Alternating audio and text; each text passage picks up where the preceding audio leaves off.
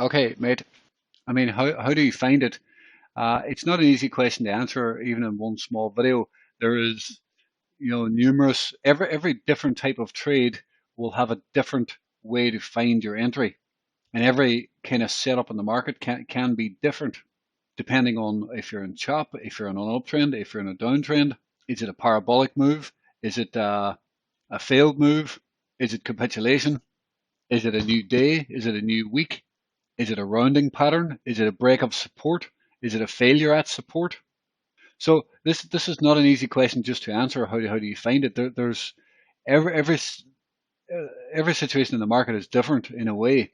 Um, but yes, is it a weaker coin? This is a good example. Is relative strength. What is your relative strength? Sometimes you can find weaker coins and look too short. Now DOT was up 12% today, and it's not the greatest candidate to short. It's a little bit like me trying to short ETH in a strong day. It's not probably not the best idea. You need to have a plan, and you need to be willing to stick to that. It's a difficult short, is what I'm trying to say. It's not that I think it's stupid. I think that there's a lot of liquidity up here in this spike from trap buyers. They might want to push this back up higher, and a lot of times they might even want to push it back to new highs. So, like, I don't know if we'll get an example like this. I really need to look into it. I don't see nothing recently, but this is unusual. But a lot of times, price will want to come back up into this area. So it's not that I think it's stupid. I just think the risk is that they'll drive price back up. Consider now we have a wick right up here. We have this large wick and we have this large volume. Look at the large volume here. Now there is a bit of a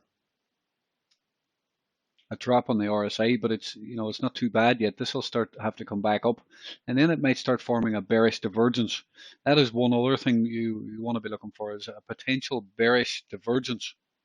What implies that DOT wants to go a lot higher today?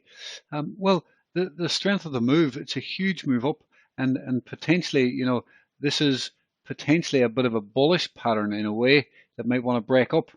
Now, there is the case that you might want to call this a slightly bearish pattern and break away and roll away. That's a possibility. That is a possibility. But if this market can remain strong, the usual thing that happens is this likes to drift back up and kind of come into this sort of range here. So if you want to short it, it's probably better to try and short on a breakdown, something like that. Or if you're looking to short, maybe you want to try and short the highs, and if this fails here like that, if it has a failure above this wick here, maybe you want to attempt to short that. Personally, I would be wary in case it pushes higher. There's a few reasons for this. Now we are still pretty strong. Now it's a 3-day, 17 hours left in the 3-day candle. We could open up and have a red candle, right? This is very, very possible. I'm not ruling this out at all. I'm short ETH myself, but it's not going to dump until a new 3-day candle if it's going to dump. So the safer way to play it is to trade a new 3-day candle, and if it flips red, then you can look for a short. Or what you could do is, it's riskier because you don't know, you don't know where your stop really should be at this point. You could look to short in here somewhere, which if we flip to the 10-minute candle is basically that area that I just talked about. If we get a bounce up here, if you really, really want a short, and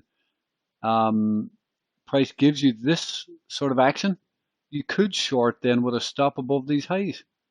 Of course, there's many potential outcomes.